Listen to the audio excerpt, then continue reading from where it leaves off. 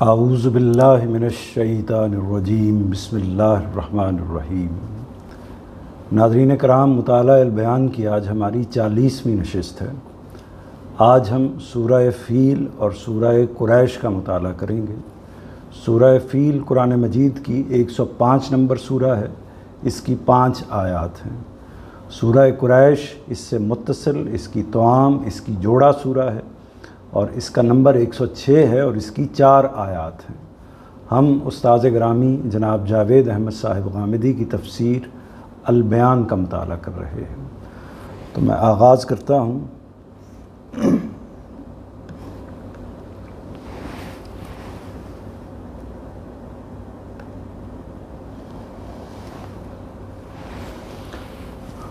حسب سابق سب سے پہلے ان دونوں صورتوں کا جو تعارف ہے وہ آپ کے سامنے میں رکھ دیتا ہوں، جیسا کہ مفسر نے صاحب البیان غامدی صاحب نے لکھا ہے۔ اور اس میں اس سے پہلے میں یہ عرض کرتا رہا ہوں، جب بھی ہم اس کتاب کو پڑھتے رہے ہیں تو یہ میں اس بات کو عرض کرتا رہا ہوں کہ 2 صورتیں قرآن مجید کے اندر جوڑا جوڑا کی صورت میں ہوتی ہیں۔ یہ مدرسہ فراہی کا خاص بیان ہے، یعنی جس کی تحقیق اصلاً مولانا حمید الدین فراہی نے کی اور اس کے بعد باقی محققین نے اس میں اپنے اضافے کیے۔ تو یہ اصل میں مدعا یہ ہے کہ قرآن مجید کی جتنی بھی صورتیں ہیں وہ بالعموم چند صورتوں کو چھوڑ کر وہ توام ہیں، یعنی جوڑا جوڑا ہیں۔ ایک سورہ دوسرے سورہ کے مضمون کو مکمل کرتی ہے، یا بعض اجزاء پہلی سورہ میں، بعض دوسری سورہ میں ہوتے ہیں۔ تو یہ جو حصہ ہے، اس بات کو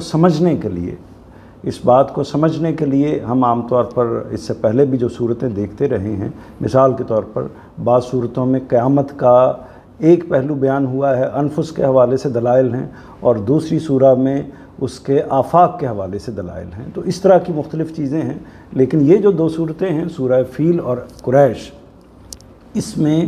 اس کے یعنی جوڑا کی نوعیت کیا ہوتی ہے، توام کی نوعیت کیا ہوتی ہے، یہ بالکل سادہ انداز میں، عام فہم انداز میں آپ کو واضح ہو جائے گی۔ اس کی وجہ یہ ہے کہ دونوں ہی براہ راست ایک طرح سے قریش کو مخاطب کر کے یہ صورتیں نازل ہوئی ہیں، اور ان صورتوں کے اندر قریش پر جو اللہ تعالیٰ کی خاص نعمتیں ہیں ان کا اظہار کر کے، ان کو یاد دلا کے، ان کو بتا کے، ان کو متنبہ کیا ہے کہ آپ لوگوں پر اللہ تعالیٰ نے اس طرح کی نعمتیں کی ہیں۔ تو اس کے بعد آپ کو جو رویہ اختیار کرنا چاہیے وہ اس گھر کے حوالے سے، یعنی بیت اللہ کے حوالے سے، بیت اللہ کی رکھوالی کے لیے، اس کی تولیت کے لیے، یا اس کے معاملے کو آگے بڑھانے کے لیے، اللہ کے دین کو آگے بڑھانے کے لیے، جس کا آغاز بیت اللہ کی بنیادیں رکھنے والے ابراہیم علیہ السلام نے کیا تھا، اسی کی نسل سے حضرت محمد صلی اللہ علیہ وسلم تشریف لائے ہیں اور وہ انہی کے مقصد کو آگے بڑھا رہے ہیں۔ تو آپ کو تو بالخصوص ان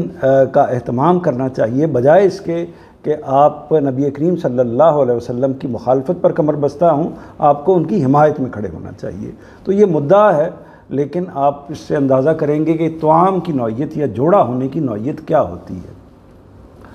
استاد گرامی لکھتے ہیں کہ دونوں صورتیں اپنے مضمون کے لحاظ سے توام ہیں۔ پہلی سورہ میں واقعہ فیل کے حوالے سے قریش کو تہدید ہے، تہدید کہتے ہیں تنبیہ کی گئی ہے، یعنی ڈرایا گیا ہے، دھمکایا گیا ہے، بتایا گیا ہے کہ اگر انہوں نے یہ کام نہ کیا تو اس کا یہ نتیجہ نکل سکتا ہے۔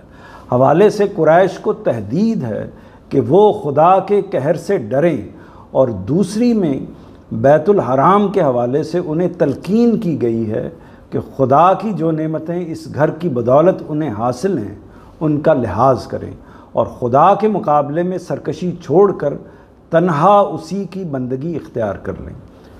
دونوں میں روئے سخن قریش کے سرداروں کی طرف ہے، یعنی کلام کا جو رخ ہے وہ قریش کے سرداروں کی طرف ہے،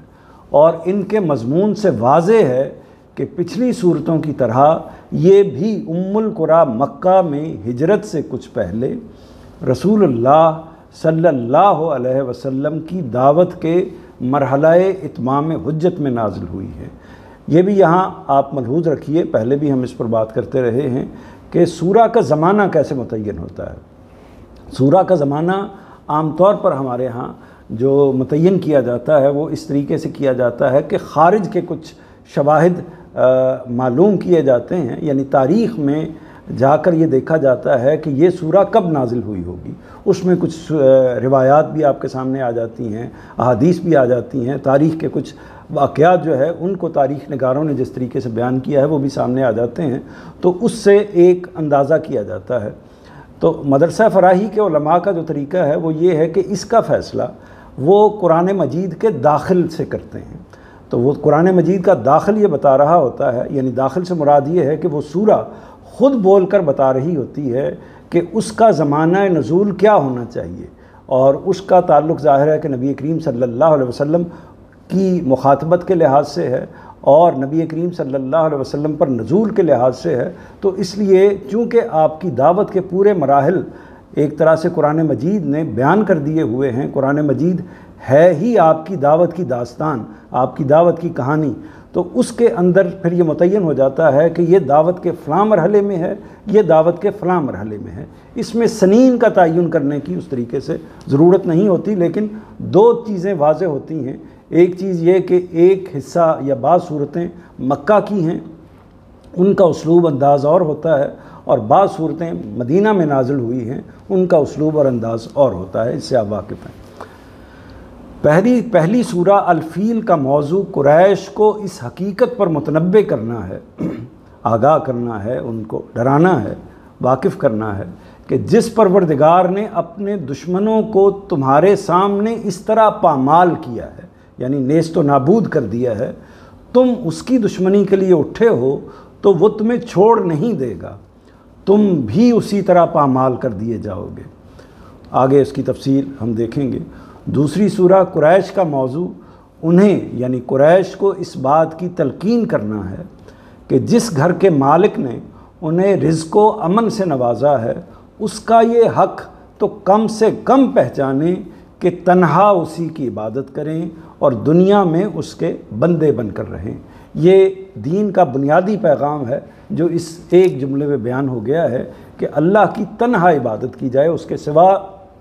کسی اور کی عبادت نہ کی جائے۔ اور عبادت کے حوالے سے آپ واضح ہیں کہ اصل میں عبادت ہی وہ منبع ہے جس سے پورے کا پورا دین پھوٹا ہے۔ یعنی جب ہم اللہ تعالیٰ کی بات کے آگے، اللہ تعالیٰ کے حکم کے آگے سر تسلیم خم کرتے ہیں، اس کے حکم کو مانتے ہیں، تو اصل میں یہ شریعت کی پیروی ہوتی ہے۔ شریعت اصل میں ہے کیا؟ اللہ تعالیٰ کے احکام کی تعمیل ہے۔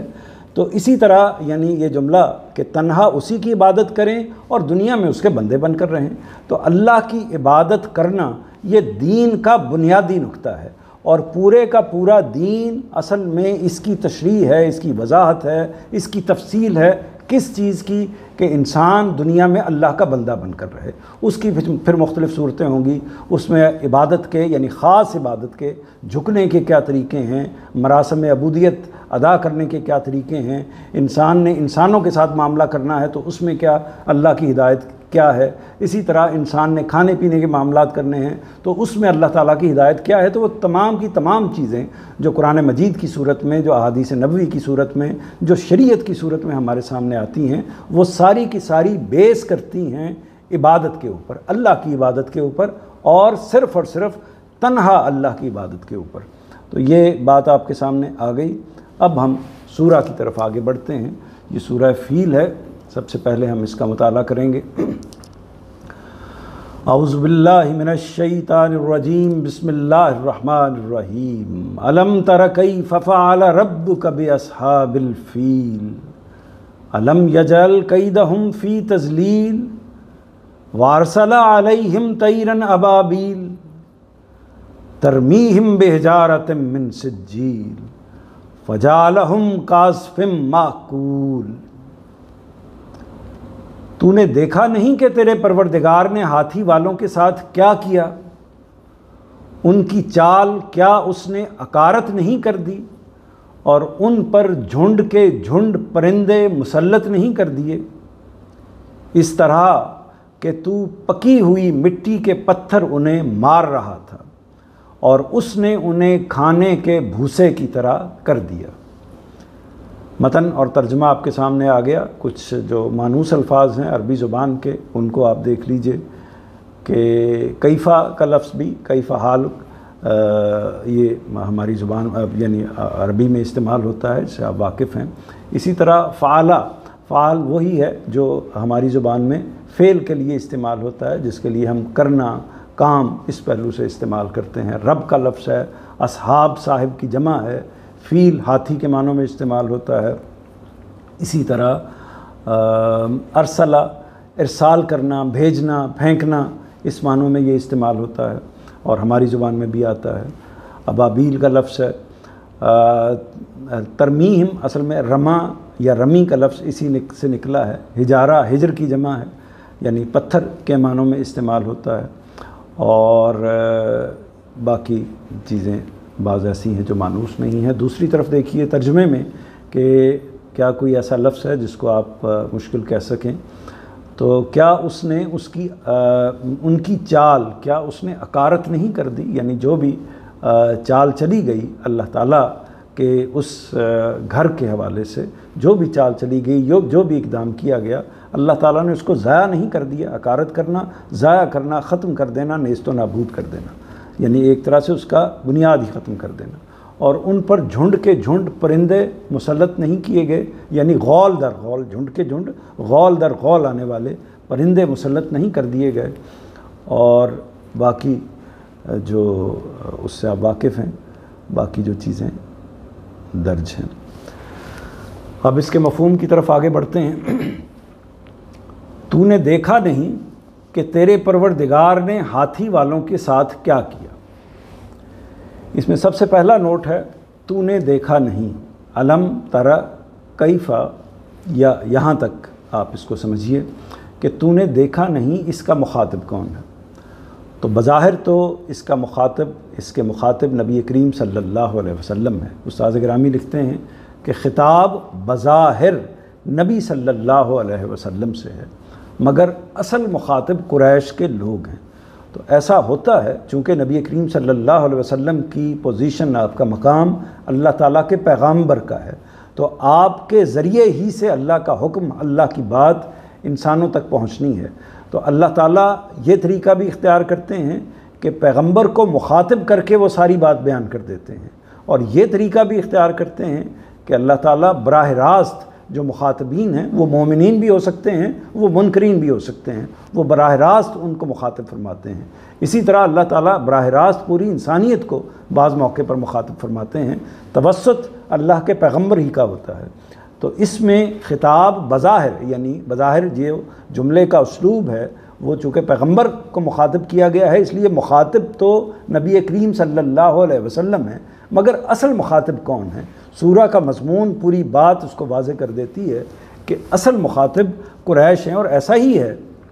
کہ نبی کریم صلی اللہ علیہ وسلم کے توسط سے، کے ذریعے سے جو اللہ تعالیٰ نے ان کو منتخب کیا ہے، ان کو مقرر فرمایا ہے، تو اسی لیے مقرر فرمایا ہے کہ آپ اللہ کا پیغام جو اللہ تعالیٰ کی طرف سے فرشتے یا براہ راست طریقے سے آپ کے پاس پہنچتا ہے تو وہ ان تک پہنچائیں، آگے لوگوں تک پہنچائیں۔ تو آپ کی حیثیت پیغام بر کی ہے، پیغام رساں کی ہے، اللہ کی بات کو پہنچانے والے کی ہے۔ مگر اصل مخاطب قریش کے لوگ ہیں۔ واحد کے صیغے سے خطاب کا یہ اسلوب اس وقت اختیار کیا جاتا ہے جب مخاطبین کے ایک ایک شخص کو فرداً متوجہ کرنا پیش نظر ہو۔ اصطلاح میں اسے خطاب لغیر معین کہا جاتا ہے، یعنی یہ انہوں نے مفسر نے، غامدی صاحب نے اس کو واضح کیا ہے کہ یہاں بحیثیت قوم، بحیثیت مجموعی قریش کو مخاطب کرنے کی بجائے واحد کا صیغہ اختیار کیا ہے، اور نبی کریم صلی اللہ علیہ وسلم کو خطاب کر کے واحد کا صیغہ اختیار کیا ہے۔ ظاہر ہے کہ پوری قوم کے لیے تو کسی ایک فرد کو مخاطب نہیں کیا جا سکتا تھا، تو وہی توسط واحد کا اختیار کیا ہے نبی کریم صلی اللہ علیہ وسلم۔ تو سوال ان کا جو انہوں نے جس کی طرف متوجہ کیا ہے کہ ایسا کیوں ہے؟ ایسا اس لیے ہے کہ ایک ایسے واقعے کی طرف، ایک ایسی بات کی طرف متوجہ کیا جائے جس میں اللہ تعالیٰ چاہتا ہے کہ ہر شخص، اس قوم کا ہر شخص فرداً اس بات پر غور کرے۔ جیسے مثال کے طور پر ہماری قوم کا بھی کوئی لیڈر، ایک طریقہ یہ ہے کہ یہ کہے کہ اے میری قوم کے لوگوں، یہ طریقہ اختیار کرے، اور دوسرا طریقہ یہ ہے کہ وہ یہ کہے کہ تم نے یہ کیا، تم نے یہ کیا، تو تم سے مراد اصل میں یہ تم کا لفظ بول کر اس قوم کے ہر فرد کو انڈیویجولی ایک طریقے سے مخاطب کر دیا جائے گا، تو وہ سٹریس اس کی انفرادیت کی طرف مخاطب ہونے کا جو سٹریس ہے وہ زیادہ نمایاں ہو جائے گا۔ تو قرآن مجید اعلیٰ ترین کلام ہے، تو اس طرح کی باریک چیزوں کو بھی اس کی آپ کو ضرور ملحوظ رکھنا چاہیے۔ تو نے دیکھا نہیں کہ تیرے پروردگار نے ہاتھی والوں کے ساتھ کیا کیا۔ یہ دوسرا جو نوٹ ہے اس کو آپ دیکھیے، یہ سارا واقعہ مخاطبین کو معلوم تھا۔ یہ آپ جب بھی ہم کوئی کلام کرتے ہیں تو کلام کا انداز بیان اس سے واضح کر دیتا ہے اس بات کو کہ جو چیز ذکر کی جا رہی ہے وہ ذکر مخاطبین کے لحاظ سے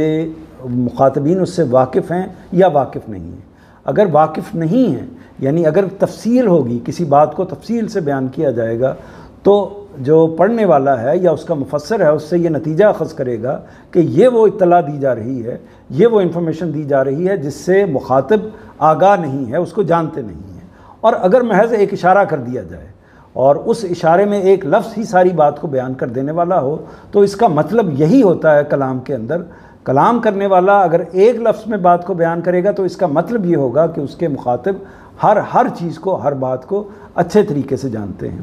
تو اس لیے یہ سارا واقعہ مخاطبین کو معلوم تھا۔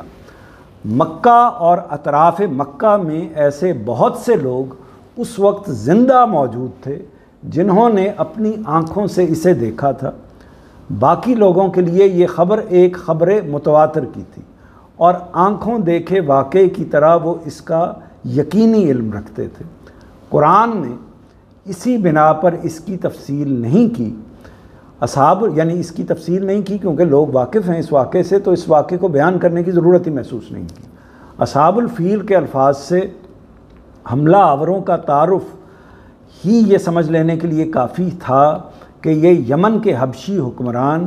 ابرہا کا ذکر ہو رہا ہے، جو کوہ پہ کر ہاتھیوں اور ایک لشکر جرار کے ساتھ بیت اللہ پر حملہ آور ہوا تھا۔ اس واقعے کی جو تفصیلات امام حمید الدین فراہی نے سورہ کی تفسیر میں اپنی تحقیق کے مطابق بیان کی ہیں، ان کی روح سے ابرہا 9 ہاتھیوں اور 60,000 کا لشکر لے کر بیت الحرام کو ڈھانے کی غرض سے مکہ پر حملہ آور ہوا۔ قریش کھلے میدان میں اس کے مقابلے کی طاقت نہ پا کر پہاڑوں میں چلے گئے۔ انہوں نے وہاں سے اس لشکر جرار پر سنگ باری کی۔ ان کی یہ مدافعت انتہائی کمزور تھی، لیکن اللہ تعالیٰ نے اپنی قوت قاہرہ اس میں شامل کر دی۔ چنانچہ اذن الہی سے ہوا کے تند و تیز طوفان نے ابرہا کی فوجوں کو اس طرح پامال کیا کہ وادی محسب میں پرندے دنوں ان کی ناشیں نوچتے رہے۔ تو یہ واقعے کا ایک تاثر، ایک خلاصہ آپ کے سامنے آ گیا۔ ضرورت اس امر کی ہے کہ تھوڑا سا اس واقعے کی وضاحت بھی کر دی جائے۔ یہ واقعہ اگرچہ اس سے آپ سب لوگ واقف ہیں، قرآن مجید میں اس کے حوالے سے تفاسیر کے اندر بڑی تفصیل سے اس واقعے کو بیان کیا جاتا ہے۔ تو 2-3 چیزیں ہیں جو اس میں میں آپ کے سامنے رکھنا چاہتا ہوں، اور اس میں اس تفصیل کو بھی سامنے رکھیے جو آپ کے سامنے ہے، اور اس وقت میں جو 1-2 باتیں اضافی اس میں یا مختلف زاویے سے آپ کے سامنے رکھوں گا تو اس کو بھی دیکھ لیجئے گا۔ تو اس میں جو پس منظر یہ ہے کہ روایتوں کے اندر جو چیز بیان کی جاتی ہے وہ یہ بیان کی جاتی ہے کہ اصل میں یمن پر جو حکومت تھی وہ عیسائیوں کی حکومت تھی، اور وہ پورا علاقہ اور ان کا جو سربراہ ہے وہ نجاشی کہلاتا تھا، جیسے کہ اس کا لقب نجاشی تھا، نام اس کا کچھ بھی ہو سکتا ہے۔ تو اسی طرح یعنی اس سے پہلے بھی مختلف بادشاہ ہو سکتے ہیں، بعد میں بھی مختلف بادشاہ ہو سکتے ہیں۔ جیسے فرعون ایک لقب ہے، مختلف جو بھی فرعون ہر زمانے میں آتا تھا وہ کوئی خاص فرعون نہیں تھا، بلکہ اس کا ایک الگ نام ہوگا، لیکن فرعون کہنا اس کے ساتھ لقب کے طور پر پرانے زمانے میں بھی اور موجودہ زمانے میں بھی اس کو استعمال کیا جاتا ہے، یعنی ایک خاص پوسٹ کے لیے، خاص منصب کے لیے ایک لفظ استعمال کر لیا جاتا ہے۔ جیسے مثال کے طور پر رسول کا لفظ ہے، جیسے مثال کے طور پر نبی کا لفظ ہے، تو نبی یا رسول یا اس طرح باقی دوسرے الفاظ یہ اصل میں لقب ہوتے ہیں جو مختلف اشخاص کے لیے، جن کو اس لقب پر، جن کو اس مسند پر فائز کیا گیا ہوتا ہے، اس منصب پر فائز کیا گیا ہوتا ہے، تو ان کے لیے وہ اختیار کیے جاتے ہیں۔ تو یہاں یعنی جو صورتحال یہ ہے کہ جو یمن کے اندر میں نے عرض کیا کہ حکومت تھی عیسائیوں کی۔ اچھا، اس کا بھی پس منظر دیکھ لیجئے۔ پس منظر یہ ہے کہ وہاں قسطنطنیہ جو اس زمانے میں ایک بڑا گڑھ تھا عیسائیت کا، اور ان کا وہاں مرکزی کلیسا بھی وہیں پر موجود تھا، اور بعد میں مسلمانوں نے اس کو فتح بھی کیا، تو وہاں سے اصل میں پوری عیسائیت کو ایک طرح سے دنیا میں اپنے پیغام کو پہنچانے کے لیے یا مختلف حکومتوں کو قائم کرنے کے لیے استعمال کیا جاتا تھا۔ تو انہی کی کے نتیجے میں کوئی اس سے کوئی 100-150 سال پہلے وہاں پر کم و بیش یہ جو تاریخ میں بیان کیا جاتا ہے، وہاں پر یمن کے علاقے میں یہ عیسائیوں کی حکومت قائم ہوئی تھی، اور اس کے بعد اس کی جیسے کہ دنیا میں ہوتا ہے اس کی توسیع کے خواہش مند تھے، یعنی عیسائی دنیا یہ چاہتی تھی کہ ایک طریقے کے ساتھ، ایک تدریج کے ساتھ اس کی توسیع ہو، یعنی عیسائیت کی توسیع ہو اور عرب کے اندر بھی عیسائیت کا غلبہ ہو جائے۔ تو اس مقصد کے لیے جو حکومت وہاں پر موجود تھی، ظاہر ہے کہ وہ رپورٹ کرتی تھی جو روم کی حکومت ہے اس کو، تو انہوں نے مقرر کیا اس مقصد کے لیے کہ اس کو آگے بڑھایا جائے، یعنی اب حکومت مستحکم ہو گئی ہے تو اس کو آگے بڑھایا جائے اور قبضہ کیا جائے باقی عرب کے اوپر۔ اس مقصد کے لیے عرب کا مرکز جو تھا وہ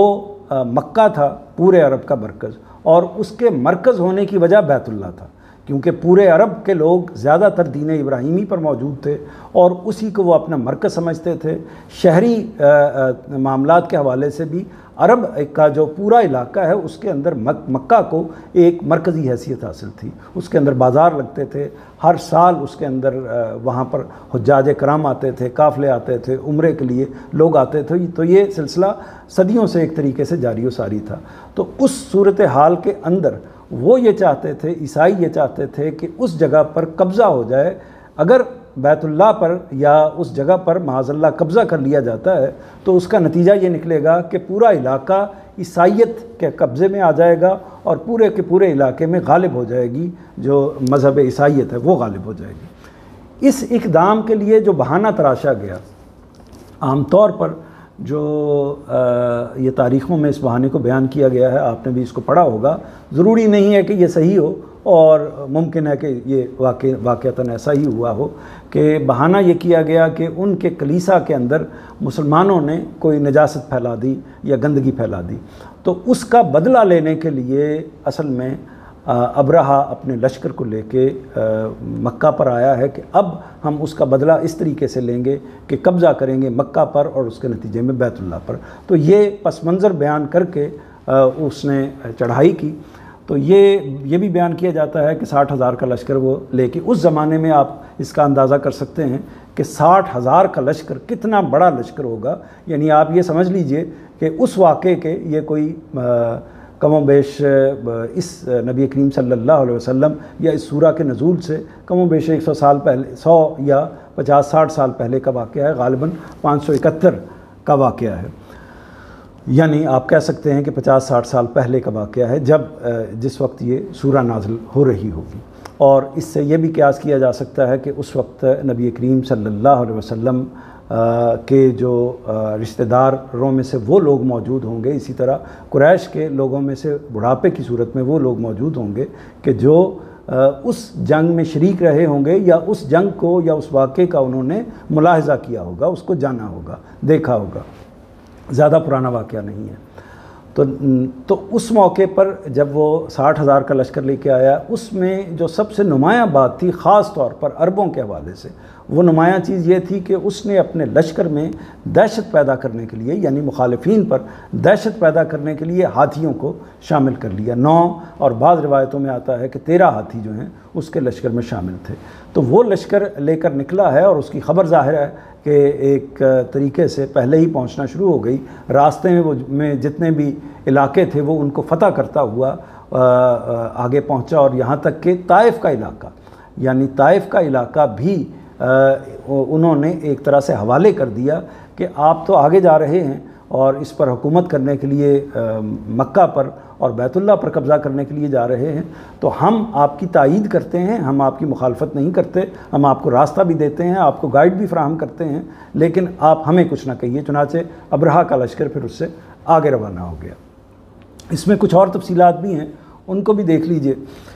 وہ تفصیلات ظاہر ہے کہ یہ تفسیر کی کتابوں میں، اور یہ واقعہ کوئی ایسا واقعہ نہیں ہے کہ جو بہت پرانا ہے، تو اس لیے مسلمانوں کی تاریخ کے اندر اس کی کچھ اسٹیبلش چیزیں بھی موجود ہیں۔ تو اس زمانے میں جو قریش کی قیادت ہے وہ کس کے پاس تھی؟ اس زمانے میں یہ ہوتا تھا کہ جو اصل میں بنیادی نمائندہ ہوتا تھا کسی بھی ملک کا یا ریاست کا، قبائلی نظام تھا، اور قبائلیوں کا جو بنیادی نمائندہ ایک بڑی شخصیت سمجھا جاتا تھا وہ ہوتا تھا جو ان کا مذہبی پیشوا ہوتا تھا۔ اور عربوں کا، قریش کا مذہبی پیشوا کون ہوتا تھا؟ جس کو بیت اللہ کی تولیت حاصل ہوتی تھی۔ یہ سارے کے سارے قریش اصل میں بنی اسماعیل ہیں، حضرت ابراہیم علیہ السلام کی اولاد ہیں، تو ان میں سے وہ مختلف قبائل تھے، اور ان قبائل میں سے جس قبیلے کو مکہ کے ساتھ جو خاص طور پر بیت الحرام کی تولیت، اس کی ذمہ داری اور حجاج کا نظام اور اس نوعیت کی باقی ساری چیزیں جن کو حاصل تھی، وہ یہ تھے، یعنی نبی کریم صلی اللہ علیہ وسلم کا قبیلہ تھا جس کو بنی ہاشم کہتے ہیں۔ اور ان کے سردار کون تھے؟ نبی کریم صلی اللہ علیہ وسلم کے دادا عبد المطلب۔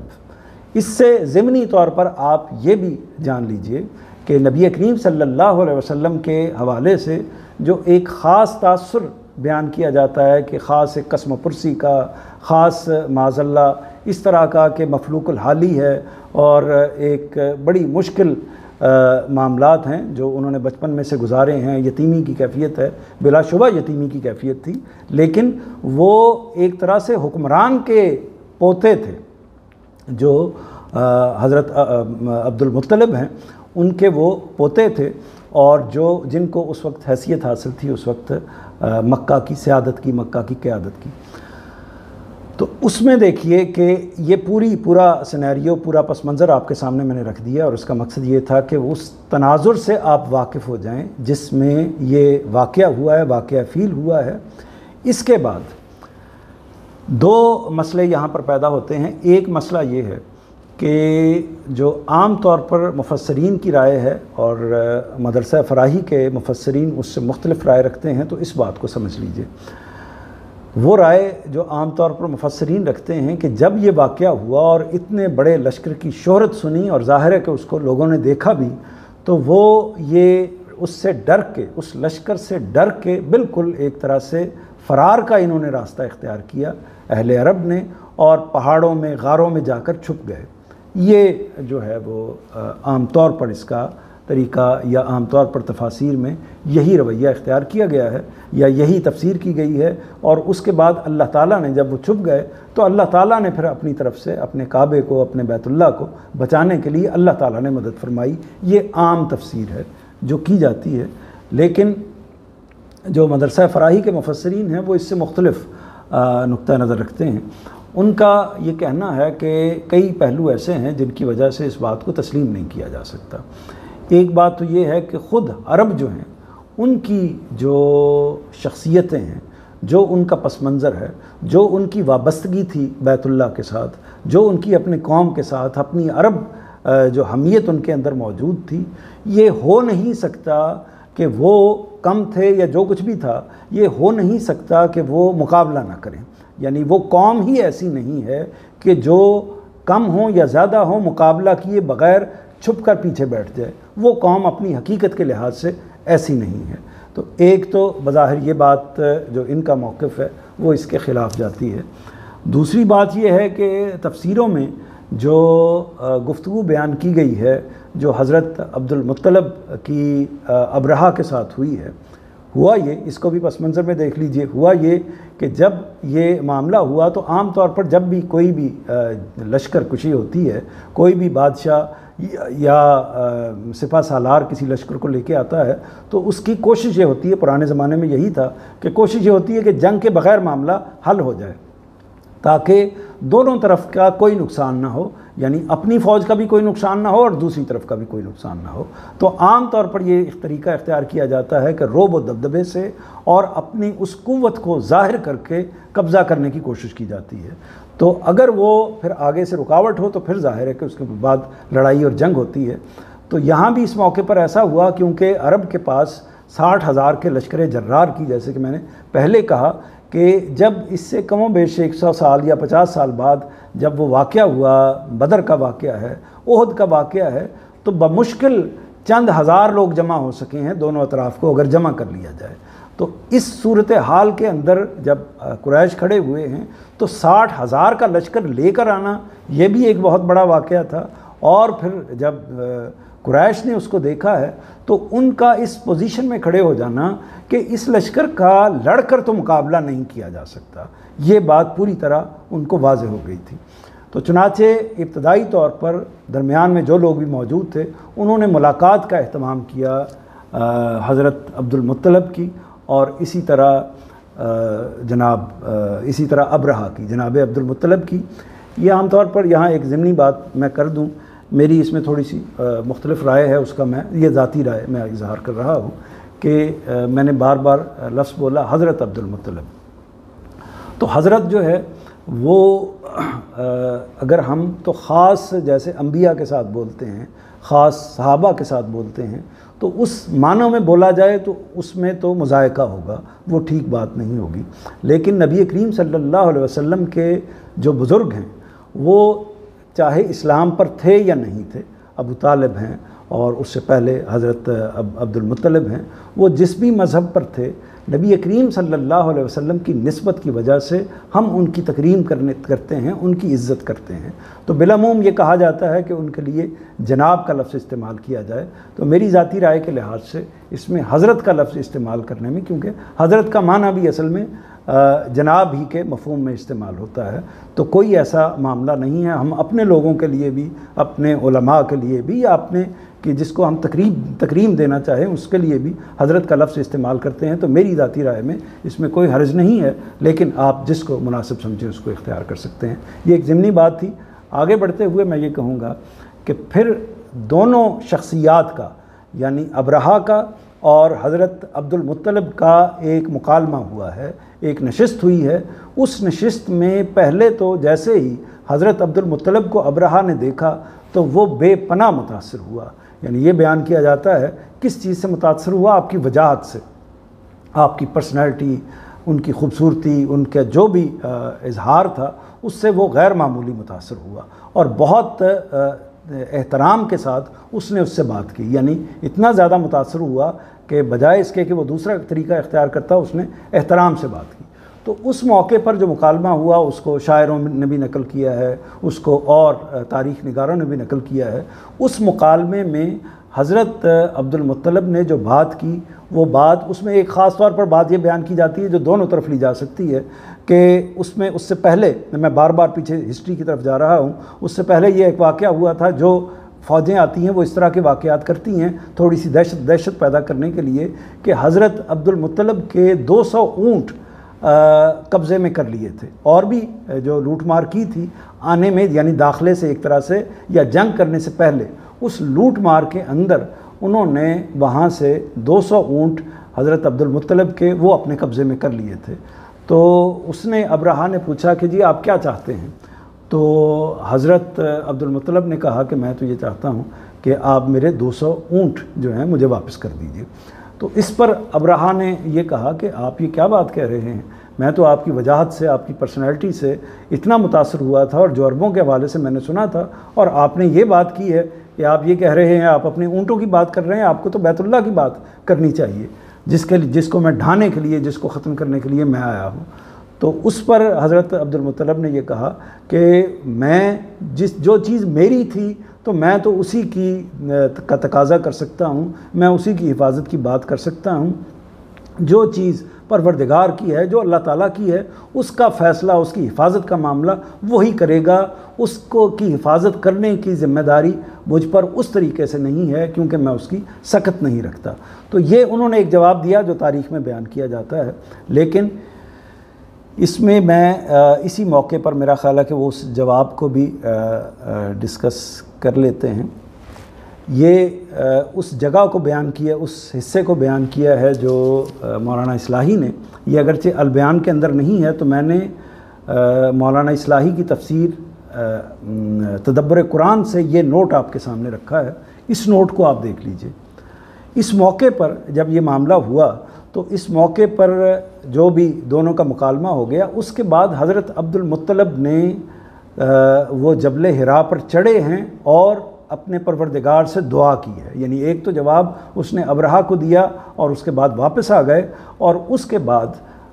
हज़रत अब्दुल मुत्तलब ने अपनी कौम की तरफ से एक दुआ की है। ये दुआ भी इस बात को वाज़े करती है, इस पहलू से भी कि वहाँ पर दीन की नौइयत क्या थी, और इस पहलू से भी वाज़े करती है कि वो इस मामले में किस जगह पर खड़े हुए थे। अब्दुल मुत्तलब ने जबल हिरा पर चढ़कर रब काबा से जो इस्तगासा किया, यानी दरख्वास्त की, जो या दुआ पेश की, उससे ये बात निकलती है कि वो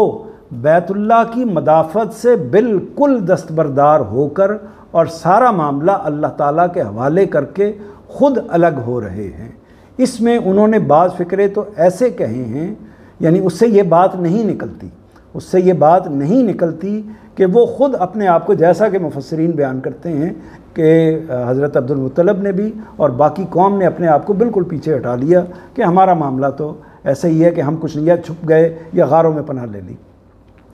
तो उसकी जो तरदीद के लिए गुफ्तगू की है मौलाना इस्लाही ने, उसको मैं यहाँ पढ़ रहा हूँ। अब्दुल मुत्तलब ने जबल हिरा पर चढ़कर रब काबा से जो इस्तगासा किया, उससे ये बात निकलती है, यानी जो गुफ्तगू की, अल्लाह ताला से दुआ की, उससे जो मफ़हूम सामने आता है वो ये है कि वो बैतुल्लाह की मुदाफ़त से बिल्कुल दस्तबरदार नहीं हुए थे, और सारा मामला उन्होंने अल्लाह के हवाले तो कर दिया था, लेकिन अपने आप को बिल्कुल अलग नहीं किया था। बल्कि इसमें उन्होंने बाज़ फ़िक्रे तो ऐसे कहे हैं जिनके अंदर नाज और एतमाद की वो शान पाई जाती है जो हज़रत सल्लल्लाहु अलैहि वसल्लम की उस दुआ में जो आपने ग़ज़वा बदर के मौका पर ऐन मैदान जंग में फ़रमाई है। इस तरह की दुआ मैदान जंग छोड़कर भागने वाला नहीं करता, बल्कि वो शख्स करता है जो अगरचे हालात की नज़ाकत से परेशान तो होता है, लेकिन अपने रब की कुदरत से मायूस नहीं होता। इस दुआ को जिन लोगों ने फ़रार के मफ़हूम में लिया है, उन्होंने नहायत बदज़ौक़ी का सबूत दिया है।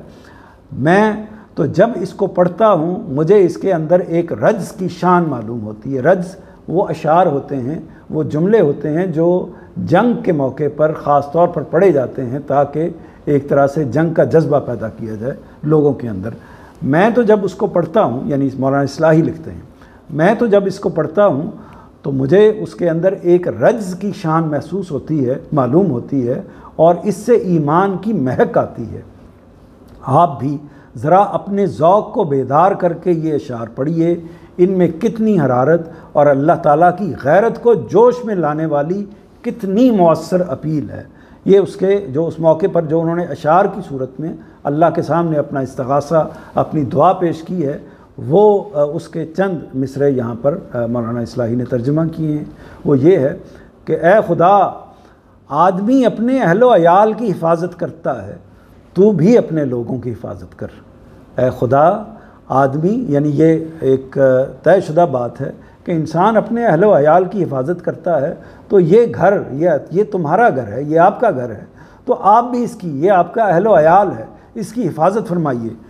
उनकी सलीब और उनकी कुव्वत तेरी कुव्वत पर हरगिज़ गालिब ना होने पाए। यानी जो ईसाई इस वक्त हमला करने के लिए आए हुए हैं, उनकी सलीब और उनकी कुव्वत, आपकी जो कुव्वत है, आसमानी कुव्वत है, उस पर हरगिज़ गालिब नहीं होनी चाहिए। अगर तू हमारे किबला को उनके रहम करम पर छोड़ना चाहता है तो जो कर जो तेरी मर्ज़ी है। यानी अगर तूने यही फ़ैसला कर लिया है कि इस अज़ीम मकाम को जो तेरी ही इबादत गाह है, तेरे लिए ही मुख्तस है, تو اس کو اگر تو ان کے ساتھ ان کے لیے خاص کرنا چاہتا ہے تو پھر تیری مرضی ہے۔ تو یہ اس میں ایک طرح سے دعا بھی ہے، ایک طرح سے التجا بھی ہے، اور ایک طرح سے اس میں اپیل بھی ہے اس پہلو سے کہ اللہ تعالیٰ مدد فرمائے۔ تو یہ ایک خاص موقع ہے جس میں یعنی یہ نقطہ میرے واضح کرنے کا مطلب یہ تھا کہ آپ یہ سمجھ لیجئے، جان لیجئے کہ تفسیروں کے اندر یہ جو بات بیان ہوئی ہے یہ مفسرین اس کی مخالفت کر رہے ہیں یا اس سے مختلف جگہ پر کھڑے ہوئے ہیں۔ کیا بات بیان ہوئی ہے؟ بات یہ بیان ہوئی ہے تفاسیر کے اندر کہ عربوں نے فرار کا رویہ اختیار کیا تھا، اللہ کے گھر کو بالکل چھوڑ کر فرار اختیار کر گئے تھے۔ یہ جو موقف ہے اس سے یہ جو مفسرین ہیں وہ اختلاف کرتے ہیں، اور یہ وہ دلائل ہیں جو ان کے میں نے آپ کے سامنے رکھ دیے ہیں۔ اس میں آپ جس بھی رائے پر آپ کا دل، آپ کا ذہن مطمئن ہو، آپ اس کو اختیار کر سکتے ہیں۔ اس کے بعد آپ دیکھیے واقعے کی طرف آتے ہیں۔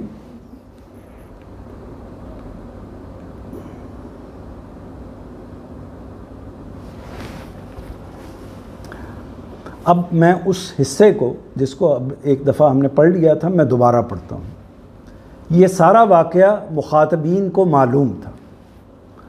مکہ اور اطراف مکہ میں بہت سے لوگ اس وقت زندہ موجود تھے۔ ظاہر ہے کہ نبی کریم صلی اللہ علیہ وسلم کے دادا اگر نے یہ سارا معاملہ کیا تھا تو اس وقت ان کی عمر کے یا ان کے ہم عصر یا ان سے کچھ چھوٹے لوگ وہ موجود ہوں گے جو اس وقت اس واقعے کے مشاہد تھے، دیکھنے والے تھے، جنہوں نے اپنی آنکھوں سے اسے دیکھا تھا۔ باقی لوگوں کے لیے یہ خبر ایک خبر متواتر تھی۔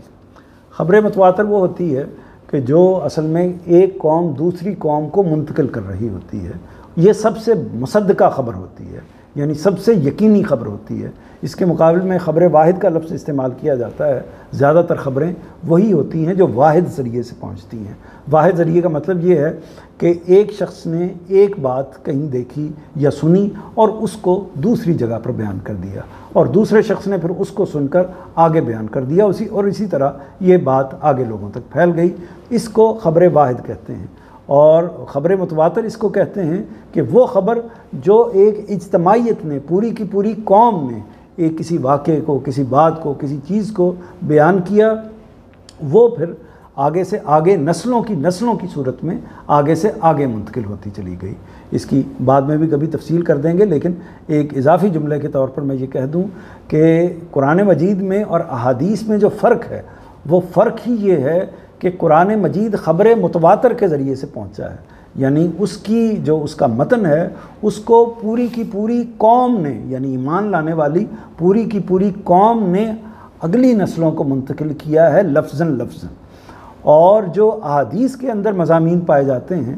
ان کے معاملے میں ایسا نہیں ہوا، بلکہ کسی شخص نے انفرادی طور پر نبی کریم صلی اللہ علیہ وسلم سے کوئی بات سنی، اس بات کو اپنے ذہن میں محفوظ کر لیا اور اس کو آگے بیان کر دیا، یا کسی واقعے کو دیکھا اور اس واقعے کا اندازہ اپنے خیال سے کیا اور اس کو آگے بیان کر دیا۔ تو یہ ان کی بھی بڑی اہمیت ہے، بہت ضرورت ہے، اور باقی چیزوں کو سمجھنے میں وہ بہت کارآمد ہوتی ہیں، لیکن یہ فرق جو تواتر کا اور واحد کا ہے اس کو سمجھ لیجئے۔ یہ چونکہ لفظ آ گیا تھا تو میں نے مناسب سمجھا کہ اس کی وضاحت بھی کر دوں۔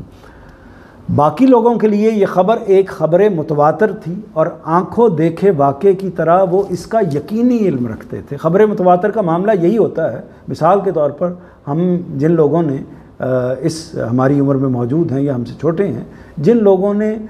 تحریک پاکستان کو نہیں دیکھا، جن لوگوں نے پاکستان کو بنتے ہوئے نہیں دیکھا، جو واقعہ ہوا ہے، تو لیکن وہ اس خبر متواتر کے طور پر موجود ہے کہ ہم اس کو لفظ بہ لفظ جانتے ہیں کہ اس کے کیا معاملات ہوئے، اس کی کیا تفصیلات ہیں۔ اس کی کوئی انتہائی جزوی چیزیں جو خبر واحد کے ذریعے سے آئی ہیں ان کو ہم نہیں جانتے، لیکن اس واقعے کی ہر چیز کو جانتے ہیں۔ اور جب تک وہ نسل موجود ہوتی ہے جس کے اندر وہ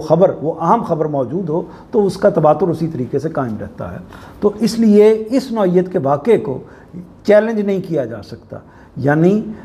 کوئی شخص ہم سے یہ اٹھ کر پوچھے کہ جی یہ ثابت کریں کہ جی پاکستان جو ہے وہ 1947 کو اس طریقے سے تحریک پاکستان کے نتیجے میں وجود میں آیا تھا، تو اس کو اس کو کہا جائے گا کہ آپ اپنی عقل کا علاج کرائیں، اپنے ذہن کا علاج کرائیں، یہ کیا بات آپ کر رہے ہیں، یہ کوئی ثابت کرنے والی چیز ہے، یہ تو تاریخ کی زندہ حقیقت ہے۔ تو یہ خبریں جو متواتر ہوتی ہیں ان کی نوعیت یہ ہوتی ہے۔ قرآن نے، میں نے تفصیل اس لیے کر دی کیونکہ ہمارے نقطہ نظر سے اور جو اس وقت دوسرے علماء کا نقطہ نظر ہے، اسی پہلو سے علم کے حصول اور علم کے ابلاغ کے حوالے سے چونکہ ایک بڑی تفریق قائم ہو جاتی ہے، ایک بڑا فرق قائم ہو جاتا ہے، تو اس لیے خبر واحد کیا ہوتی ہے اور خبر متواتر کیا ہوتی ہے، دین کن چیزوں میں منحصر ہے اور دین کن چیزوں میں اصلاً منحصر نہیں ہے، اس کا فرق ہونا ضروری ہے، ورنہ اس کا نتیجہ ایسا نکل سکتا ہے کہ ہم ایسی چیز کو نبی کریم صلی اللہ علیہ وسلم سے موسوم یا منسوب کر دیتے ہیں جو کہ اصل میں اس کا امکان ہے کہ انہوں نے نہ کہی ہو۔ تفصیل تھوڑی سی زیادہ ہوگی، اس کے لیے معذرت خواہ ہوں۔ قرآن نے اسی بنا پر اس کی تفصیل نہیں کی، یعنی یہی وجہ ہے کہ صرف فیل کا لفظ استعمال کر دیا ہے، مزید تفصیل نہیں کی۔ اصحاب الفیل کے الفاظ سے حملہ آوروں کا تعارف ہی یہ سمجھ لینے کے لیے کافی تھا کہ یہ یمن کے حبشی حکمران ابرہا کا ذکر ہو رہا ہے، جو کوہ پیکر ہاتھیوں، کوہ پیکر کہتے ہیں جسم کو، کوہ کہتے ہیں پہاڑ کو، یعنی پہاڑ جیسے جسم والا، تو کوہ پیکر ہاتھی یعنی پہاڑوں جیسی جسموں والے ہاتھی، جو ظاہر ہے کہ اس سے واقف ہیں آپ، جو کوہ پیکر ہاتھیوں اور ایک لشکر جرار، لشکر یعنی فوج کو کہتے ہیں، جرار جو جری ہو، بہادر ہو اور بے دریغ آگے بڑھنے والا ہو، لشکر جرار کے ساتھ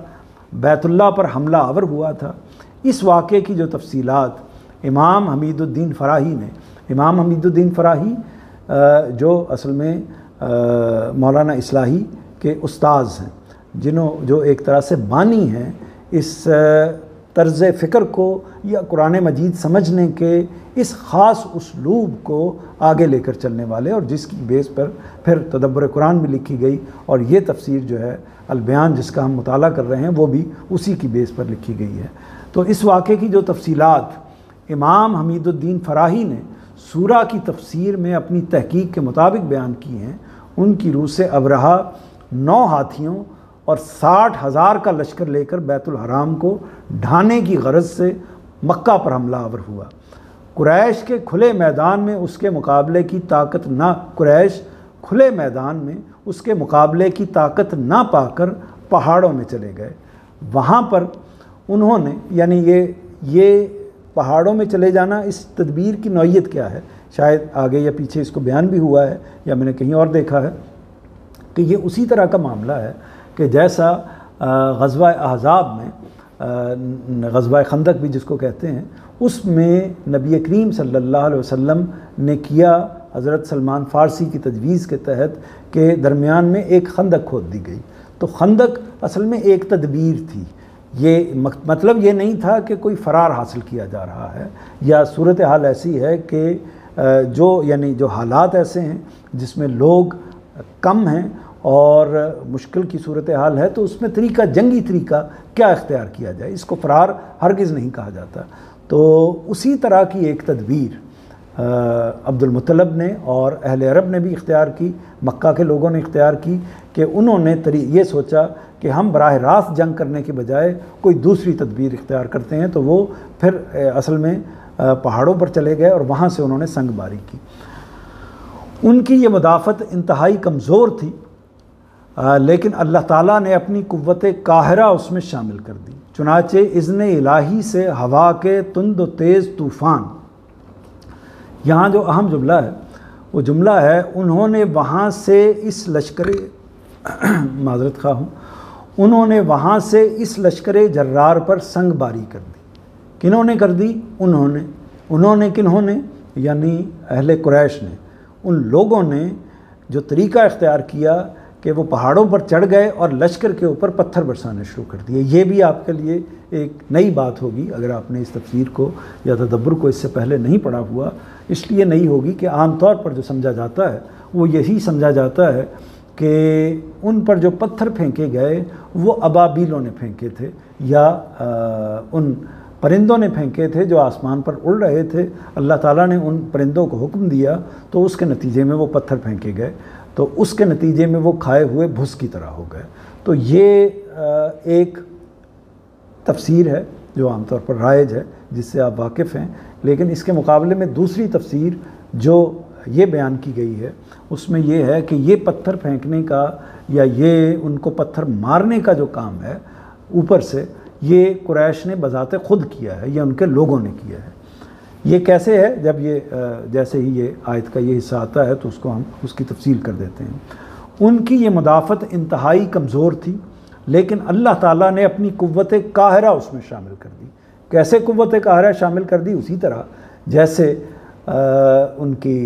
نبی کریم صلی اللہ علیہ وسلم نے جب بدر کے موقع پر جنگ ہوئی ہے تو ایک طرف 1000 کا لشکر ہے اور ایک طرف 313 کا لشکر ہے، تو اس کوئی تقابل نہیں ہے، یعنی دگنے سے بھی زیادہ لوگ موجود ہیں۔ تو اس صورتحال میں جو اللہ تعالیٰ کی طرف سے فرشتوں کی مدد آئی ہے، تو وہ مدد آئی ہے۔ اللہ تعالیٰ کا طریقہ یہ ہے کہ اگر کوئی انسان، کوئی قوم کہ اگر اس جگہ پر آ کر کھڑی ہو جائے کہ وہ اللہ تعالیٰ کے دین کی حفاظت کے لیے کھڑی ہو جائے، تو پھر اللہ تعالیٰ آسمان سے اس کی مدد بھیجتے ہیں۔ یہ رسولوں کے زمانے میں بالخصوص ہوتا ہے، اور دوسرے موقعوں پر بھی اللہ تعالیٰ کی مدد براہ راست اس صورت میں آتی ہے، لیکن اس کے لیے ضروری ہوتا ہے کہ وہ قوم، وہ لوگ خود کھڑے ہوں، ورنہ اللہ تعالیٰ کو اس کی پرواہ نہیں ہوتی۔ بیت اللہ اللہ تعالیٰ ہی کے حکم سے کھڑا ہوا ہے، وہ دوبارہ بھی کھڑا ہو سکتا ہے، لیکن اصل میں معاملہ لوگوں کے ساتھ ہوتا ہے۔ تو لوگ جب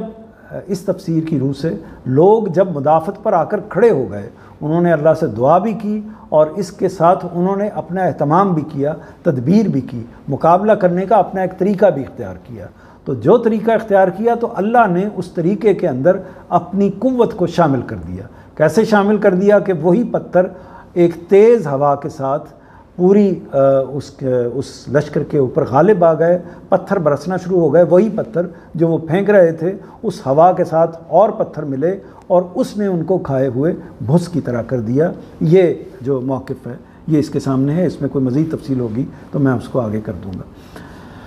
چنانچہ اذن الہی سے ہوا کے تند و تیز طوفان نے ابرہہ کی فوجوں کو اس طرح پامال کیا کہ وہ وادی محسب میں پرندے دنوں ان کی ناشیں نوچتے رہے۔ یہ اصل میں جو آگے بات ہے پرندوں کے حوالے سے وہ یہ ہے کہ کئی دن تک پرندے ان کی ناشوں کو نوچتے رہے، یعنی وہ اتنی زیادہ، ظاہر ہے کہ 60,000 کا لشکر ہے اور وہ پھر کئی عرصے تک پرندے ان کے اوپر منڈلاتے رہے اور ان کی لاشوں کو کھاتے رہے۔ تو یہ جو صورتحال ہے اس میں وادی محسب کا جو لفظ ہے یہ اس حصے کو کہتے ہیں جس کو وہاں کنکروں والی زمین کہا جاتا تھا، اور یہ اس کی سبب یہ بھی ہو سکتا ہے کہ اس جگہ پر کنکر پھینکے گئے جو ہوا کی صورت میں جس نے لشکروں کو تباہ کر دیا، اس نام کو رکھنے کا یہ سبب بھی ہو سکتا ہے، اور یہ بھی ہو سکتا ہے کہ وہاں پر کنکر اور اس نوعیت کی چیزیں بہت زیادہ پائی جاتی تھیں، اور آپ اگر وہاں جو اصحاب گئے ہوں گے اور انہوں نے تھوڑا سا مکہ سے باہر کی طرف گئے ہوں گے، جیسے مثال کے طور پر ہرا کی طرف گئے ہوں یا باقی علاقے میں جو تھوڑا سا باہر کو گئے ہوں،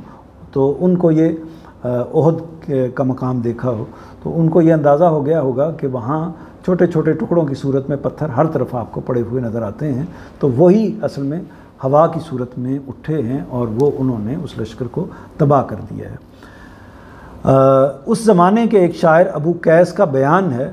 پھر ان کے پروردگار کی طرف سے ان پر حاسب بھیجی گئی جو خس و خاشاک کی طرح انہیں لپیٹتی جاتی تھی۔ یعنی ایک شاعر کا حوالہ، یعنی اس زمانے میں ظاہر ہے کہ کوئی بڑا واقعہ ہو تو بڑا واقعے کو اس زمانے کے تاریخ دان، اس زمانے کے شاعر ادیب اس واقعے کو بیان کرتے ہیں، تو اس واقعے کو بھی بیان کیا ہے۔ یہ بھی ایک طرح کی دلیل ہے کہ اس میں بھی جو بات بیان کی گئی ہے، یعنی اس زمانے کے کسی تاریخ دان نے، اس زمانے کے کسی ادیب نے جو شعر لکھا ہے، اس میں جو بات لکھی گئی ہے وہ یہی لکھی گئی ہے کہ اصل میں وہ حاسب تھی جو بھیجی گئی تھی، وہ ہوا تھی جو کنکروں کو اٹھا کر پھینک دیتی تھی۔ حاسب اس ہوا کو کہتے ہیں کہ جو اتنی تیز ہو کہ اس کے اندر سنگریزے کنکر شامل ہو جاتے ہیں۔ تو آپ ذرا بتائیے گا کہ جی کیا وقت ہوا ہے، ابھی ہم مزید اس کو آگے بڑھا سکتے ہیں؟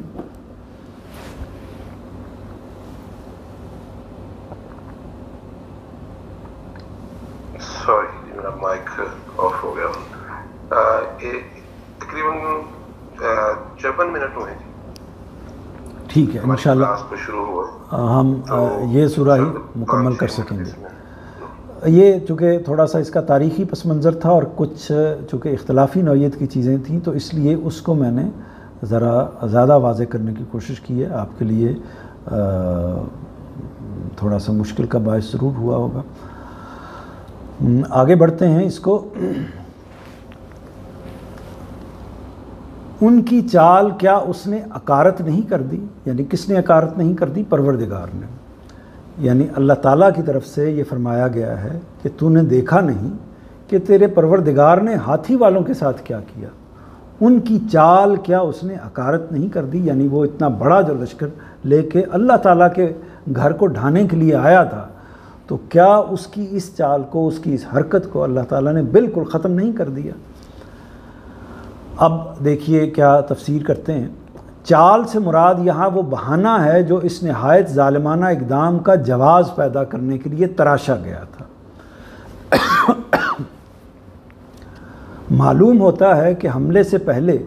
ابرہہ نے اس بیہودہ الزام کا پروپیگنڈا کیا کہ کسی عرب نے ان کے کلیسا کو ناپاک کر دیا ہے،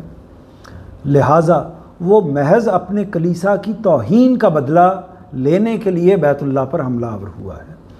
عیسائیوں کے جذبات بھڑکانے اور نجاشی کی تائید حاصل کرنے کے لیے اس جھوٹ کو خوب شہرت دی گئی. موجودہ زمانے میں بھی دیکھیے کہ جب لوگوں کو اکٹھا کرنا ہو، جب لوگوں کو کے اندر ایک خاص طرح کا جذبہ پیدا کرنا ہو اور ان کو کسی ایسے اقدام پر آمادہ کرنا ہو کہ وہ جان پر کھیل کر اپنی جان کی پرواہ کیے بغیر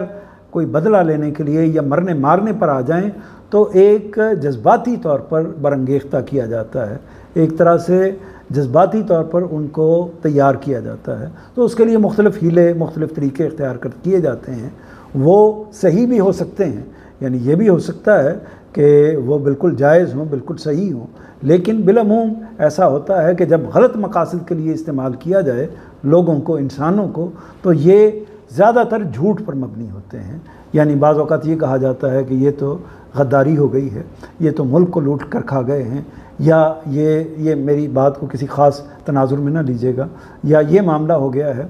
اور اسی طرح ہمارے مذہبی علماء بھی کبھی توہین کا لفظ استعمال ہو جائے گا، کبھی اس طرح کے کسی فلاں لفظ استعمال کر دیا گیا، اس کا نتیجہ یہ نکلا ہے کہ اس آدمی نے، اس کا نتیجہ یہ نکلتا ہے کہ لوگوں کا جتھا ایک جمع ہوتا ہے اور کسی فرد کو پر دعویٰ بول پر کر اس کو قتل کر دیتا ہے، ختم کر دیتا ہے. تو یہ صرف ہماری قوم کے ساتھ نہیں ہے، ہر جگہ پر یہی معاملہ ہوتا ہے کہ انسانوں کو جو ان کے بڑے، ان کے لیڈر ہوتے ہیں، ان کے رہنما ہوتے ہیں، ان سے فائدہ اٹھانے کے لیے، ان کو اپنی حمایت میں کھڑا کرنے کے لیے اور ان کو جنگ و جدل پر آمادہ کرنے کے لیے اس طرح کے ہتھ کنڈے استعمال کرتے ہیں. تو یہ جب اختیار کیے جاتے ہیں تو اس میں پھر وہ جو انہوں نے بھی ظاہر ہے کہ یہ ہتھ کنڈا استعمال کیا، یہ طریقہ اختیار کیا. ہو سکتا ہے یہ واقعہ ہوا بھی ہو، لیکن یہ واقعہ کوئی ایسا واقعہ نہیں کہ اس کے نتیجے میں اتنا بڑا، زیادہ سے زیادہ وہ شخص نے جو اقدام کیا تھا اس اقدام کی اس کو سزا دے دی جاتی. جس عرب نے کوئی نجاست پھیلائی تھی تو اس کے ساتھ یہ معاملہ کر لیا جاتا، لیکن اس سے آگے بڑھ کے پورے عرب کی قوم کو اور پھر اس کے جواب میں بیت اللہ کو طاقت کرنے کا یہ فیصلہ کر لینا، تو حقیقت اصل میں اس طرح کی چیزوں کے پیچھے کوئی عقلی استدلال نہیں ہوتا، لیکن وہ جملہ یا بات اتنی بڑی بیان کر دی جاتی ہے کہ انہوں نے کلیسا کی توہین کر دی ہے، وہاں نجاست پھیلا دی ہے اور ہم بھی اس کا بدلہ لیں گے. تو یہ نعرہ لگا کر وہ اٹھے ہیں اور ایک طرح سے وہاں پہنچے ہیں. تو اسی کے نتیجے میں بے شمار لوگ، ایک طرح سے وہ مقدس جنگ بن جاتی ہے. جب کوئی جنگ مقدس جنگ بن جاتی ہے تو اس میں شرکت کرنا اور اس کے بعد اس کے اندر سے اپنے آپ کو نکال لینا یا شہید ہو جانا، دونوں چیزیں ہی اجر کا باعث قرار پاتی ہیں. عیسائیوں کے جذبات بھڑکانے اور نجاشی کی تائید حاصل کرنے کے لیے، ظاہر ہے کہ یہ وہ نجاشی نہیں ہے جو نبی کریم صلی اللہ علیہ وسلم پر ایمان لے کر آیا تھا بعد ازاں، اور جہاں حبشہ میں جا کر مسلمانوں نے پناہ بھی لی تھی وہ اور ہے، یہ اس سے پہلے کی جو پرسنالٹی ہے وہ ہے. نجاشی کی تائید حاصل کرنے کے لیے اس جھوٹ کو خوب شہرت دی گئی، یہاں تک کہ 60,000 کا لشکر اس کے ساتھ مکے پر حملے کے لیے جمع ہو گیا. یہ محض ایک چال تھی، ورنہ اصلی مقصود یہ تھا، یعنی مقصد کیا تھا؟ مقصد ظاہر ہے کہ اس طرح کے معاملات کے پیچھے کبھی کوئی سیاسی مقصد، زیادہ تر سیاسی مقاصد ہوتے ہیں، اپنے اقتدار کا مقصد ہوتا ہے، ورنہ اصلی مقصود یہ تھا کہ مکہ کے معبد کو ڈھا کر، معبد کہتے ہیں عبادت کی اس جگہ کو، مسجد کو، اس جگہ کو جس کی عبادت کی جائے، تو معبد کا لفظ ہر کے لیے استعمال کر سکتے ہیں، کلیسا کے لیے بھی استعمال کر سکتے ہیں، مسجد کے لیے بھی استعمال کر سکتے ہیں، کسی اور کا جو عبادت خانہ ہے اس کے لیے بھی استعمال کر سکتے ہیں۔ معبد کو ڈھا کر عربوں کے حج کا رخ بھی اس گرجے کی طرف موڑ دیا جائے، یہ ایک بہت بڑا واقعہ ہوتا تھا، اور پوری تاریخ انسانی میں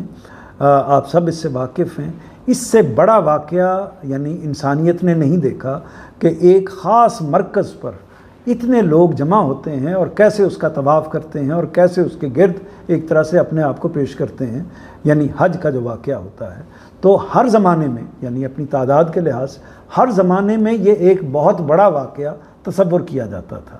تو جیسے اب بھی لاکھوں لوگ، اور اس زمانے میں بھی بڑے بڑے لوگ ہیں، قافلوں کے قافلے وہاں تک پہنچتے تھے۔ تو یہ جو صورتحال ہے، اس صورتحال میں جو انہوں نے اس مذہب کو جو عرب کا دائرہ ہے اس کو جو اختیار کیا، چونکہ وہ عیسائیت کا غلبہ وہاں پر کرنا چاہتے تھے، تو خیال یہ تھا کہ جتنی برکت یا جس طرح کی صورتحال اس مرکز کو حاصل ہو گئی ہے، اب اس کی جگہ کوئی دوسرا مرکز بنا تو نہیں سکتے، کیونکہ جو روایت خاص طور پر حضرت ابراہیم علیہ السلام کے ساتھ حوالے سے اس کے ساتھ وابستہ ہے۔ ابراہیم علیہ السلام کا نام میں نے اس لیے کہ اس کو لیا کہ اس کو واضح رکھیے کہ حضرت ابراہیم علیہ السلام تینوں ادیان کے پس منظر میں موجود ہیں، یعنی ایک طرح سے تینوں ادیان، اسلام، کرسچینٹی اور اسی طرح یہودیت، تینوں مذاہب جس سلسلے سے پھوٹے ہیں وہ حضرت ابراہیم علیہ السلام ہی کا سلسلہ ہے، اور اس لیے یہ بات واضح رہنی چاہیے، یعنی بنی اسماعیل کون ہیں؟ بنی اسماعیل حضرت ابراہیم علیہ السلام کی اولاد ہیں، اور بنی اسرائیل کون ہیں؟ بنی اسرائیل حضرت ابراہیم علیہ السلام کی اولاد ہیں۔ اسماعیل کون تھے؟ حضرت ابراہیم کے بیٹے تھے۔ اسرائیل کون تھے؟ حضرت ابراہیم کے بیٹے کے آگے بیٹے تھے۔ تو یہ جو صورتحال ہے، اس صورتحال کے اندر یہ ذہن میں رکھنا چاہیے کہ انہوں نے جو مقصد تھا کہ اس بیت اللہ کی جگہ اپنا کوئی کلیسا اسی طرح کا بنا دیا جائے جو پوری دنیا کا ایک طریقے سے مرکز بن جائے، جو اس نے یمن کے سلطنت صنعاء میں بنوایا تھا، یعنی یہ کام کیا لیکن ہو نہیں سکا، تو وہ اس جگہ پر کر دیا جائے، یا پھر اس کو بالکل ختم کر کے اس کو اس کا مرکز بنا دیا جائے۔ اپنے مذہب کے ساتھ تعصب کے جنون میں یہ اسکیم عربوں کو عیسائی بنانے کے لیے بنائی گئی تھی، یعنی مقصد یہ تھا کہ عرب جو ہیں وہ اب اپنے مذہب کو جو دین ابراہیمی پر قائم تھے اس کو چھوڑ کر اب وہ عیسائیت کو اختیار کر لیں۔ اسکیم، یہ جو اردو ساتھ ساتھ اس طرح کی چیزوں کو بھی دیکھ لیا کریں کہ اسکیم کا لفظ جو ہے یہ اصل میں اسکیم انگریزی ہی کا لفظ ہے، اور اسی طرح اسکول بھی انگریزی کا ہی لفظ ہے، لیکن اس کے لیے کو جب ہم اردو میں استعمال کرتے ہیں تو اردو چونکہ کا یہ ایک خاص پہلو ہے، پنجابی میں تو اس کی ضرورت نہیں ہوتی، اس لیے ہمیں اسکول کہنا مشکل نہیں ہوتا، لیکن اہل زبان اردو ہیں ان کے لیے اسکول یعنی ساکن سے سٹارٹ کرنا مشکل ہوتا ہے، تو اس لیے انہوں نے جو اہل زبان ہیں اردو کو ایک طرح سے بنانے والے، جہاں اردو پلی بڑی ہے، تو انہوں نے پھر یہ طریقہ اختیار کیا کہ اس سے پہلے جب ساکن لفظ آ جائے تو اس سے پہلے وہ لگا دیتے ہیں، الف لگا دیتے ہیں، تو اسکیم یا اسکول اسی پہلو سے ہم اس کو اپنی زبان میں اختیار کرتے ہیں۔ یہ اسکیم عربوں کو عیسائی بنانے کے لیے بنائی گئی تھی۔ اگلا نوٹ دیکھیے، اور ان پر جھنڈ کے جھنڈ پرندے مسلط نہیں کر دیے، یہ ابرہہ کی فوجوں کی بے بسی سے کنایا ہے، یعنی اللہ تعالیٰ نے صاف و حاسب کے طوفان سے انہیں اس طرح پامال کیا کہ کوئی ان کی لاشیں اٹھانے والا نہ رہا، وہ میدان میں پڑی تھیں اور گوشت خوار پرندے انہیں نوچنے اور کھانے کے لیے ان پر جھپٹ رہے تھے۔ آگے دیکھیے، وہ یہ ہے نمبر 5، اس طرح کہ تو پکی ہوئی مٹی کے پتھر انہیں مار رہا تھا۔ اصل میں لفظ سجیل ہے، یہ فارسی کے لفظ سنگ گل کا معرب ہے۔ اس سے مراد وہ پتھر ہیں جو مٹی کے گارے سے بنے ہوئے اور پک کر سخت ہو گئے ہوں۔ یعنی ایسے پتھر ہوتے ہیں جو بالکل بعض اوقات بارش ہوئی اور اس سے وہ مٹی سخت ہو گئی اور وقت کے ساتھ پھر وہ سورج کی روشنی اس پر پڑتی رہی اور وقت کے ساتھ وہ ایک گویا کہ پتھر کی صورت اختیار کر گئی۔ یہ بھی دیکھ لیجئے یہاں لفظ سجیل استعمال ہوا ہے۔ یہاں یہ سوال پیدا ہوا مفسرین کے سامنے کہ یہ سجیل کا کیا مطلب ہے۔ تو سجیل پتھر کے معنوں میں یہ تو واضح ہے استعمال ہوا ہے، لیکن سجیل تو اصل میں اس کا لفظ نہیں ہے، عربی زبان کا لفظ نہیں ہے، تو پھر یہ لفظ کہاں سے آیا ہے؟ تو قرآن مجید نے اس کو استعمال کیا ہے۔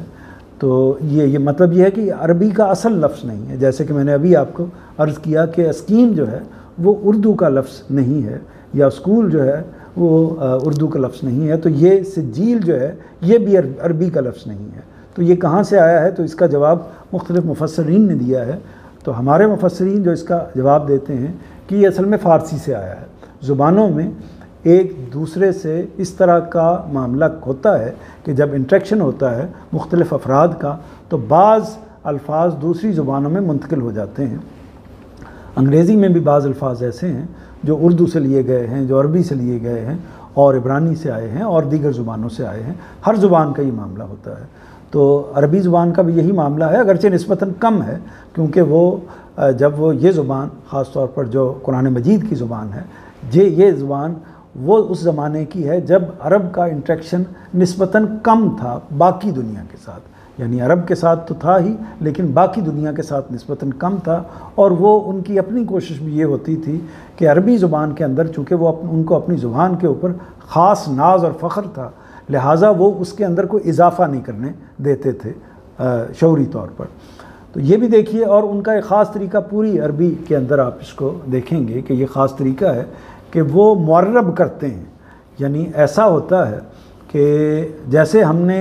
اسکیم کو اسکیم کر دیا، یعنی اپنی زبان میں لے کے آ گئے۔ اس کا مقصد یہ تھا اگر ہم اس کو پڑھ سکتے ہوتے تو ہم آسانی سے پھر ہم اسکیم نہ کرتے۔ یہ ہمارا یعنی اردو زبان کے لوگوں کا یہ مسئلہ نہیں ہے کہ وہ اس کو اردو میں ڈھالتے ہیں،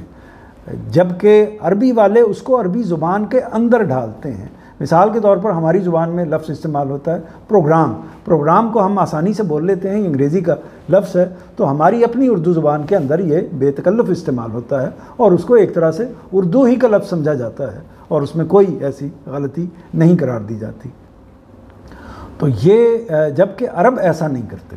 عرب یہ کرتے ہیں کہ اس لفظ کو لیں گے اور اس لفظ کو لے کے اس کو عربی بنائیں گے، یعنی اس کی شکل تبدیل کریں گے اور اس کے لحاظ سے پھر اس کو۔ تو یہ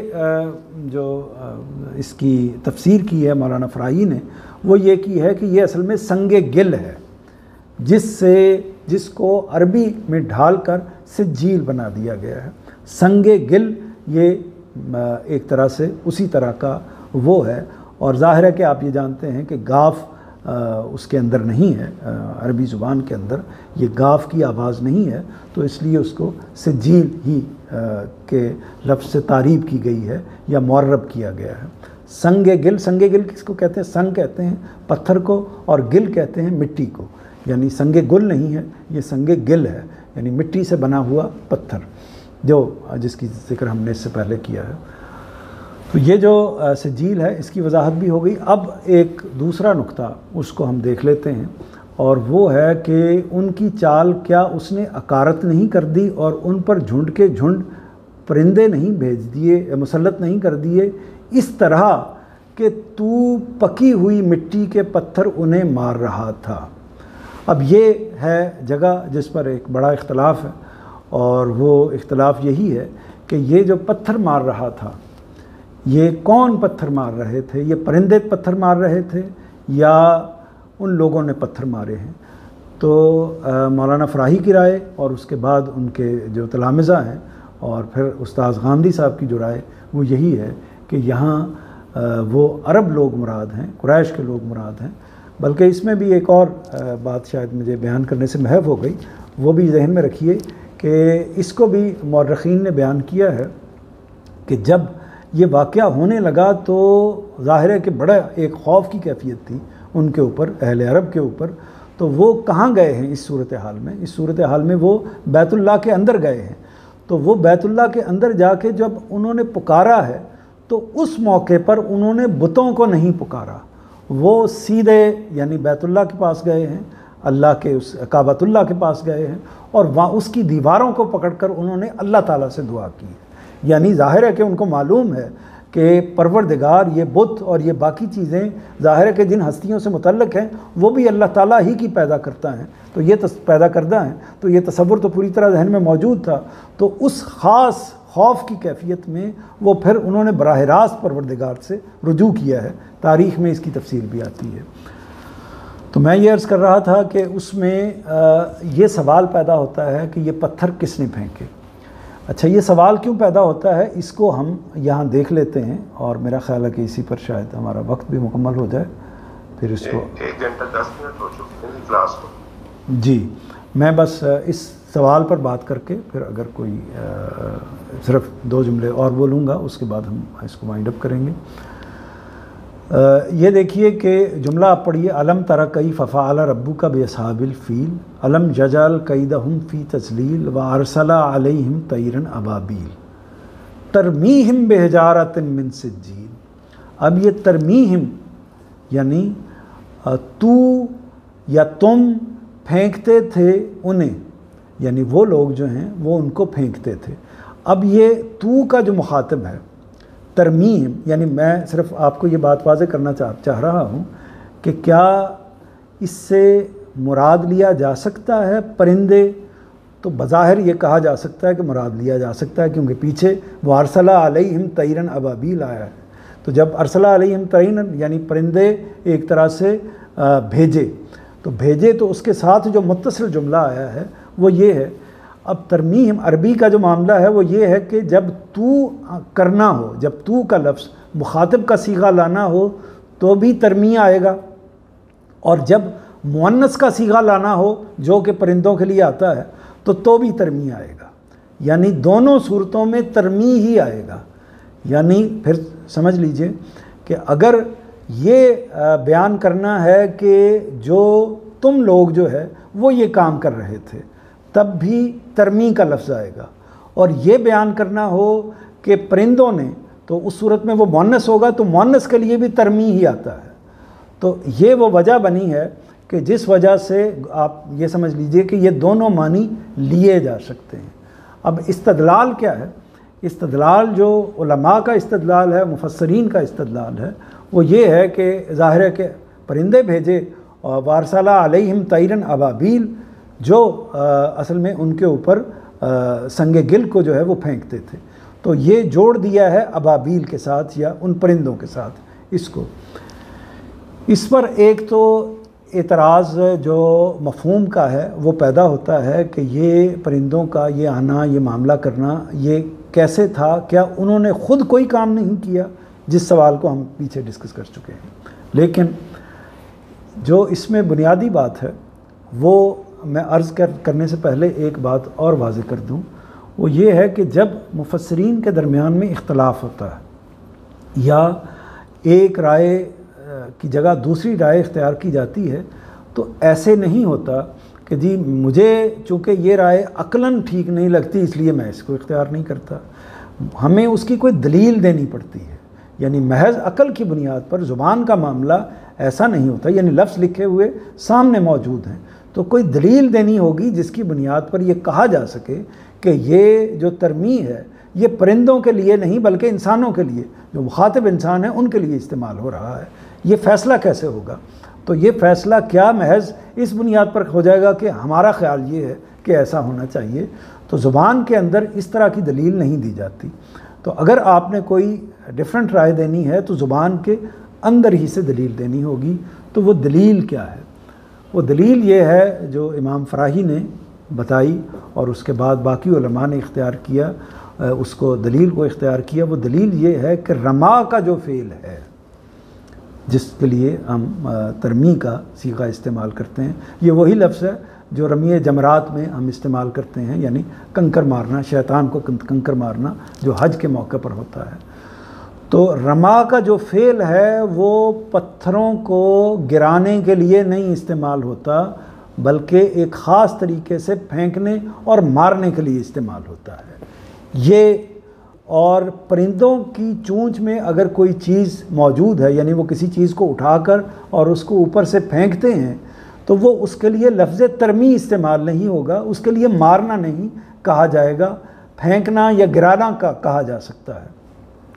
بلکہ پھینکنا بھی شاید اس کے لیے موضوع نہ ہو کہ وہ اوپر سے فلاں چیز کو گرا رہے ہیں، یعنی ایک چیز انہوں نے اپنی چونچ میں اٹھائی اور اس کو بعد بہت بلندی پر لے جا کر اس کو گرا دیا۔ تو یہ اس میں ایک اور بات بھی واضح کر دوں کہ یہ کیا جو ان مفسرین نے یہ جو تفسیر کی ہے اس بنیاد پر کی ہے کہ ایسا ممکن نہیں، بالکل ممکن ہے۔ یعنی اللہ تعالیٰ اگر ہوا کو حکم دے سکتا ہے کہ وہ جو پتھر گرائے جا رہے ہیں ان کو طوفان بنا دے، تو اللہ تعالیٰ پرندوں کو بھی حکم دے سکتا ہے کہ اپنی چونچوں میں پتھروں کو لیں اور اس کے بعد ان کو ان لوگوں پر گرا دیں۔ تو یہ ہو سکتا ہے، یعنی اس میں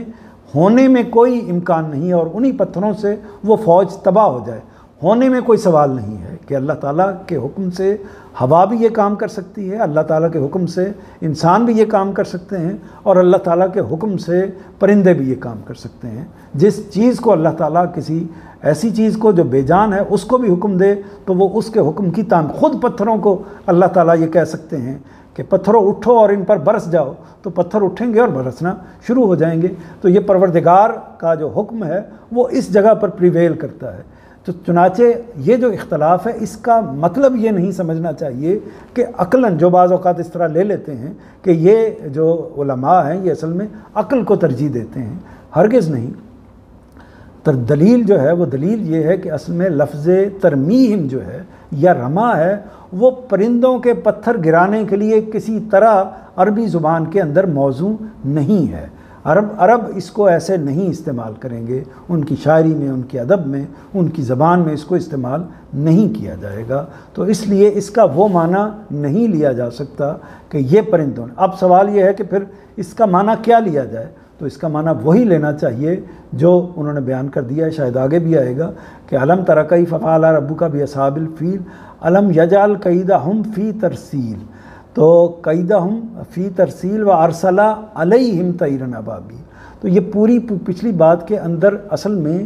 جو لوگ وہاں پر موجود ہیں جن کو مخاطب کیا گیا ہے، جن کو مخاطب کر کے یہ سورہ بھی نازل کی گئی ہے، اور جن کو ایک طرح سے مخاطب کر کے یہ پورا فعل اس پہلو سے آیا ہے کہ تم یہ کام کر رہے ہو، تو وہ مخاطب کا صیغہ لیا گیا ہے، مؤنث کا صیغہ نہیں لیا گیا۔ اس میں مزید بات ہوگی تو تھوڑی سی اگلی نشست میں وضاحت کر کے پھر اگلے سیشن میں اس کو مکمل کریں گے۔ وآخر دعوانا ان الحمد للہ رب العالمین۔